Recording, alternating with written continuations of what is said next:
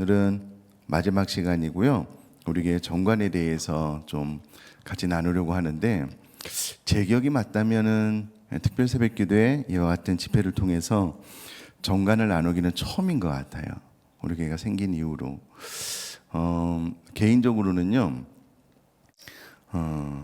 이렇게 특별 새벽기도회나 이런 집회 같은 경우에는 이 하나님의 말씀을 준비해서 나누는 것이 개인적으로 훨씬 더 편합니다. 수월합니다. 저에게도 좋고요. 그러나 이게 이제 좀 의미가 있는 시간이어서 한 번쯤은 이런 시간이 우리 모두에게 좀 필요해서 선택을 했고요.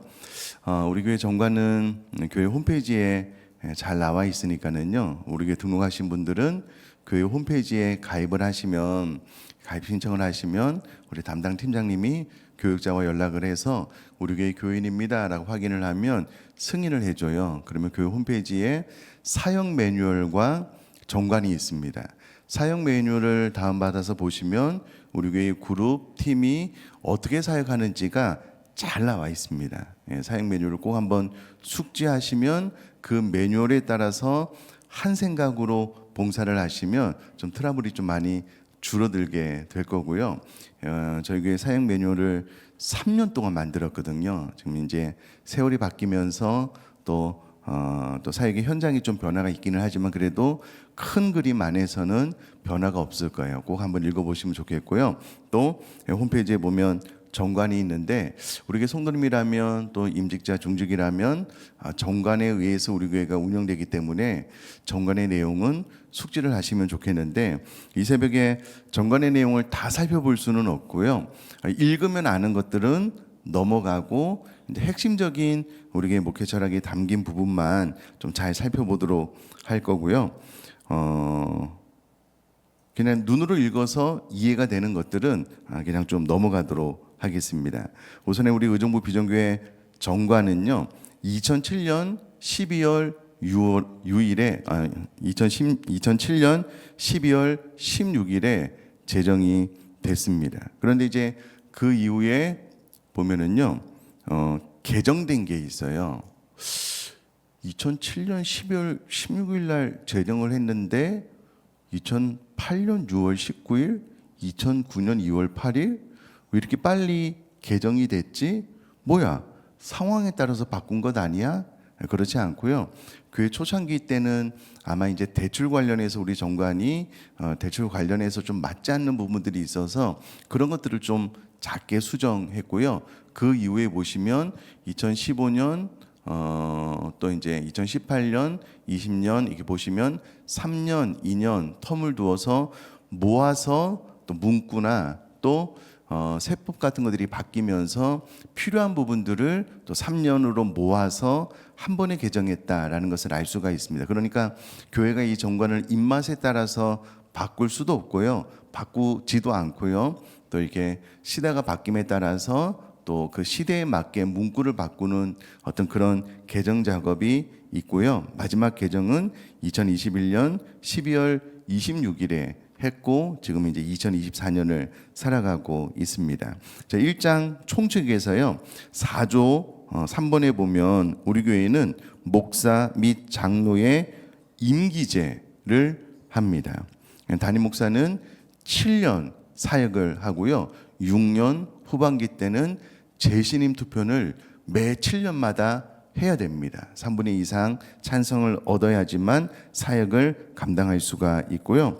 장로님들도 임기제입니다. 7년이 지나면 투표를 하게 되고요. 재신임 투표 이후에 이제 1년을 쉬고 그 이후에 7년을 더 사역을 하게 됩니다. 뭐야? 그러면 한 번 장로님은 영원한 장로님인데 맞습니다. 여기서 말하는 장로 임기제는 운영위원회에 혹시 당연직으로 들어오는 그것을 말하고요. 혹시 7년 사역 이후에 투표를 했는데 떨어져도 장로님은 장로님입니다. 그러나 운영위원회는 들어올 수 없다. 그리고 재신임 투표위에 또 통과가 돼도요. 그 이후로 7년 동안만 운영위원회에서 사역할 수 있고 그 이후에는 운영위원회를 나와서 장로님으로 그냥 사역을 한다. 우리 교회는 목사 및 장로의 임기제를 하는 교회이고요. 4번은 교회의 분립 교회입니다. 우리 교회는 교회를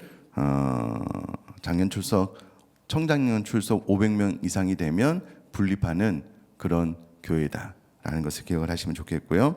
또 제4장 직분 보면은 4장의 4번을 보면은요, 이렇게 해서 담임 목사가 재신임 투표에 되지 않을 수가 있잖아요. 않게 되면 우리 교회는 담임 목사의 청빙은 운영위원회가 청빙위원회를 구성을 합니다. 그러면 청빙위원회가 이제 광고를 하고 담임 목사 서류를 받고 추리게 되면은요, 그것을 공동회의에 가지고 나와서 참석자의 3분의 2 이상의 찬성으로 결정이 되고요. 청빙 시 사례비와 임기 등을 명시한 계획서를 체결하게 됩니다. 그러므로 우리 교회 담임은요, 운영위원회에서도 결정할 수 없습니다. 운영위원회가 따로 객관적인 청빙위원회를 만들고요. 청빙위원회가 이제 객관적으로 광고를 내서 서류를 받아서 통과하고 최종적으로는 우리 성도님들의 3분의 2 찬성으로 이제 담임이 결정되어서 오게 된다라는 것을 기억을 해주시면 좋겠습니다. 그러므로 우리 교회는 제가 제 후임자를 마음대로 뽑아서 네가 해 불가능합니다. 운영위원회도 불가능합니다. 이제 이와 같은 시스템을 가지고 있다라는 것을 이해를 하시면 좋겠고요. 자, 5번을 보면은요, 담임 목사의 임기는 7년이며 6년 심의 중에 공동회의 신임 투표로 연임 여부 공동회의 참석자의 3분의 2 이상의 찬성으로 결정이 되고요. 연임이 결정이 되면 3개월의 안식월을 갖습니다. 안식월에 대한 경비는 연봉의 25% 범위 내에서 교회가 부담을 하고요.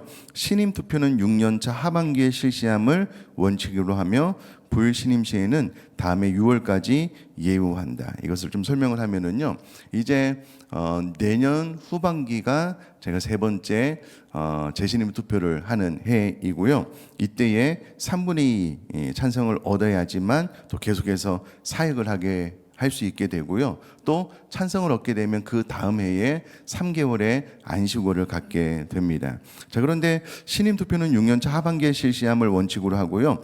불신임 시에는 다음해 6월까지 예우한다라고 되어 있는데, 아니 뭐야? 불신임 되면 당장 교회를 나가셔야 되는 거 아니냐? 이제 이 부분 가지고 또 운영에서 많이 이야기를 했는데요. 앞서 말씀드렸다시피 불신임이 되게 되면은요, 운영위원회가 청빙위원회를 구성을 해야 되고요. 청빙위원회가 담임을 뽑는데 제법 많은 시간이 걸립니다. 최소한 3개월 훨씬 더 많은 시간이 걸리거든요.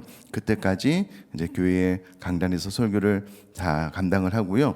그 사이에 일찍 이제 담임 목사님이 결정이 되면 모르겠지만 또 일단은 다음에 6월까지 예우하는 걸로 정권에 그렇게 명시를 해놨고요. 또 6번도 보면 담임 목사의 위임은 공동회의 참석자 3분의 2 이상의 찬성으로 결정하되 신임 투표가 위임에 우선한다. 이게 무슨 말이냐면은요, 노예법에 의해서 교회가 목사님을 청빙을 하면은요, 3년인가 몇 년 안에 위임 목사로 청빙을 해야 됩니다. 위임 목사가 되지 않으면 교회에서 이제 나가야 되는 노예법이 있습니다. 그래서 우리 교회도 저도 이제 위임 목사가 됐는데요.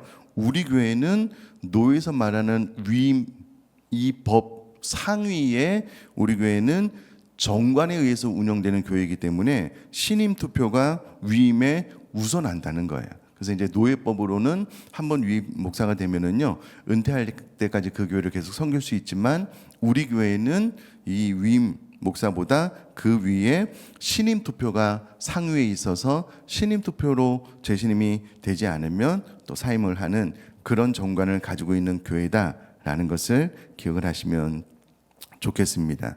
자, 13조 장로도 좀 잠깐 설명을 하면은요, 13조 3번에 장로의 임기는 7년이며 6년 심의 중에 공동회의 신임 투표로 연임 여부를 결정을 하는데, 장로님들은 공동회의 참석자 과반수의 찬성으로 결정을 한 후에 1년간의 휴무 기간을 가지게 됩니다. 운영위원회가 휴무 시기를 조정할 수 있습니다. 왜냐하면 그 운영위원회 구성원들의 변화에 따라서 6년, 7년 사역하고 일단 쉬기는 쉬어야 되는데요. 이런 것들은 좀 결정이 가능하고 시무장로는 1회 연임할 수 있다. 여러분, 이게 무슨 말이냐면요, 저희 교회 장로님이 되시면 최대 14년을 운영위원회에 들어와서 일하실 수가 있습니다. 14년이 지나면 운영위원회에서 내려놓게 되는 거예요. 그러니까 일단 장로님이 되시면은요, 죽으라고 운영위원회에서 일하셔야 됩니다. 타교회는 일단 장로님이 되면 은퇴까지 이제 당회에서 들어와서 그 역할을 감당을 하는데, 우리 교회는 이와 같은 장로 임기제를 하고 있다라는 것을 기억을 하시고요. 저희 교회가 왜 이와 같은 것들을 결정을 하냐면, 지금도 마찬가지지만 초창기 운영위원들은 우리 교회 운영위원회 이 시스템이 너무 좋은 거예요. 그래서 누구라도 좀 운영위원회에 들어와서 우리 교회가 얼마나 이제 교회를 이와 같은 기도로 또 토론으로 또 교회를 운영하는지 운영위원회를 좀 많이 경험했으면 좋겠다라는 취지도 있습니다. 그러니까 이와 같은 우리 교회 정관으로 우리 교회가 운영이 되고 있다라는 것을 또 기억을 해주시면 감사하겠고요. 제5장 회의에 보면 21조 확대 운영위원회가 있는데요. 확대 운영위원회의 기능이 있습니다. 운영위원회의 결의에 따라 확대 운영위원회를 개최할 수 있으며 기능은 다음과 같다라고 했는데, 첫 번째가 그룹장 임명 및 운영위원회에서 위임한 사항에 대한 심의 의결이고요. 공동회의 소집 전 운영위원회의 결의에 따른 의견 수렴입니다. 운영위원회를 운영위원회 자체에서 뽑아서 자기들끼리 어떻게 할 수 없습니다. 그렇게 운영위원회 자체에서 또 이렇게 후보자가 올라와서 후보를 낼 수 있지만, 이 운영위원회가 너무 중요하기 때문에 운영위원회의 임명은 누가 하냐면 확대 운영위원회에서 하는 거예요. 그러니까 운영위원들이 자기들끼리 투표하고 자기들끼리 뽑아서 이렇게 막 교회를 운영해 나가면 어떻겠습니까? 불가능합니다. 그렇게 해서 결국은 확대 운영위원회에서 승인을 해주고, 확대 운영위원회에서 저분은 운영위원회에서 좀 섬기면 교회가 좀 어렵겠는데요, 승인을 안 해주면 거기서 또 다시 추천을 받아서 확대 운영위원회에서 의결되신 분이 운영위원회에 들어올 수 있다라는 것을 우리 정관에 못 박아서 우리가 이 방법대로 교회를 운영해 나가고 있습니다. 그러니까 교회가요, 막 허투루 그냥 막 은혜로 되는 것 같지만 절대 그렇지 않습니다. 이와 같은 철저한 정관에 의해서 우리 교회가 움직이고 있다라는 것을 또 기억을 해주시면 감사하겠습니다. 또 다른 부분들은 쭉 읽어보시면 되겠고요. 제8장 감사 및 평가에서 27조 운영평가를 좀 보면은요, 교회는 필요시 교회 운영 전반에 걸친 평가를 시행할 수 있다. 그 시기는 운영위원회에서 정하며 최소 7년 주기는 넘지 않는다. 평가에는 목회평가, 운영위원회 및 부서 활동에 대한 평가를 포함한다. 운영위원회는 교회 운영평가의 시행을 위하여 평가위원회를 구성할 수 있다. 운영평가 결과는 공개를 원칙으로 하며 방법은 운영위원회에서 결정한다. 자, 이 운영위원회에서요, 평가위원회를 구성을 해서 이제 7년마다 재신임 투표 전에 교회 운영에 대한 전반적인 평가를 시행할 수 있고요. 최소 7주기는 넘지 않습니다. 우리가 처음에는 이것을 했는데요, 한번 해보니까 이게 좀 너무 쉽지가 않아요. 그래서 한 번은 좀 넘어간 걸로 알고 있는데요, 정관에 의하면 이때 목회 평가를 합니다. 담임 목사님의 설교, 교회 운영, 신방, 여러 가지 조항들이 있고요. 운영위원회는 잘하고 있는가, 또 부서는 잘하고 있는가라는 부분을 교회 전체 성도님들에게 평가를 받아야 그 평가 기준을 공개를 하고요. 그냥 재신임 투표도 그냥 담임 목사님 좋으니까 은혜로 하자, 이런 교회가 아닙니다. 철저한 평가를 통해서 객관적인 데이터를 가지고 또 재신임 투표도 하는, 이제 한번 해보니까 이게 좀 너무 어려운 거예요. 그러나 정관에는 그렇게 하기를 원하는 의지를 담고 있고요. 이번에는 가능하면 이렇게 했으면 좋겠습니다. 또 정관이 그렇게 하기로 돼 있으니까는요. 자, 10장 재정 및 재산 가운데 우리가 또 우리의 목회 철학이 담겨져 있으니까는요, 10장 재정 및 재산에서 31조 2번 조항을 보면은요, 교회의 운영은 자발적 헌금으로 충당하도록 하며 목적 헌금은 최소화한다라고 못 박아 놓았습니다. 그래서 제 기억이 맞다면 저희 교회가 생기고 난 이후에 저희 교회가 이제 이 교회를 경매로 받아야 됐을 때가 있었습니다. 그때는 이자도 뭐 엄청나서 이자가 막 2천만 원 이상 됐었거든요.